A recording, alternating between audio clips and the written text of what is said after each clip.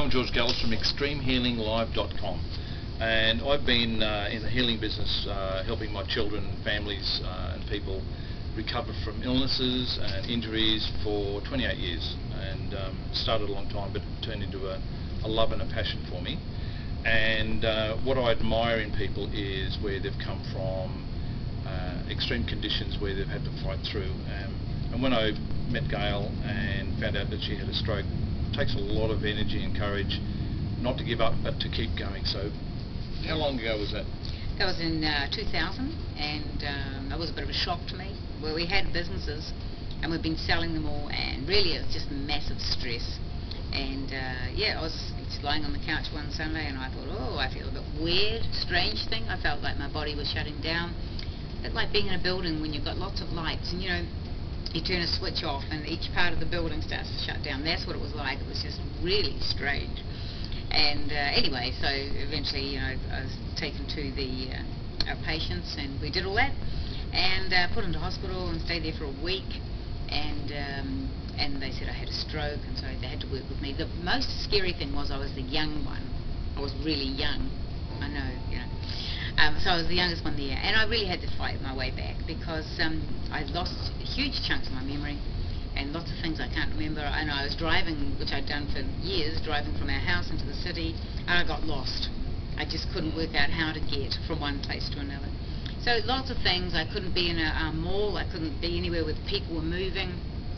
So it threw me. I was very dizzy. I couldn't stand up, and so it's taken a long time. It took a long time, should I say, to get back to normal. I was on the cocktail of drugs, to be honest. And then someone mentioned to me one day that, you know, perhaps I should get off them and try something that they were using, which I did. So I basically gave up all my pills. And it takes a lot of courage. Well, yeah, it did. But I just felt there was two reasons why I did it. One, it was expensive to travel because I had to have so much insurance. So I decided I need to take this and control it myself.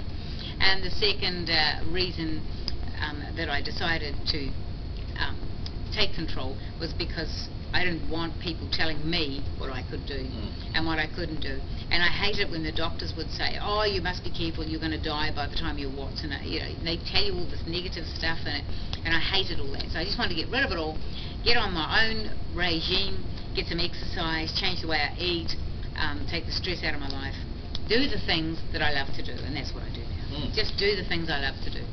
So how far did it affect you as far as, because some people are incapacitated, so what level of condition did you get to?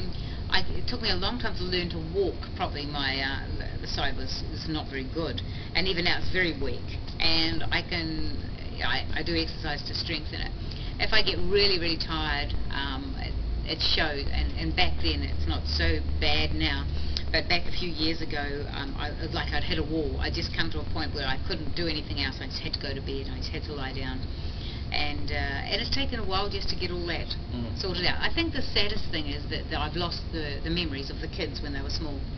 They love that, though. They think it's hilarious because they tell me that I did this and I did that, and I have no clue whether I did or not, you know. Yeah. So they laugh about it, and you know, it's just what happens. Yeah, you happy? Oh yeah, I just think it's hilarious. Yeah, yeah. So it's been a journey, and this arm here, it took a while to heal. I couldn't lift much, and so yeah, it was a shock to the system.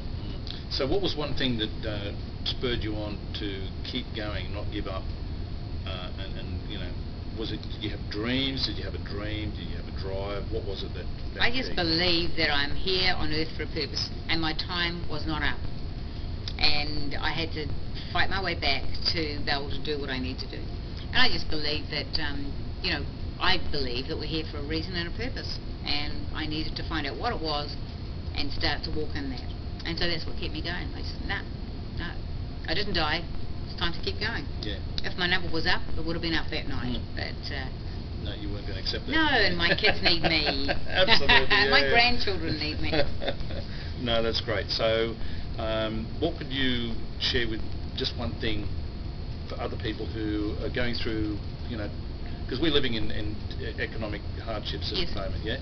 And so people feel depressed because of that. That's what causes stress, and stress causes incapacity or whatever. You know, can trigger off stuff.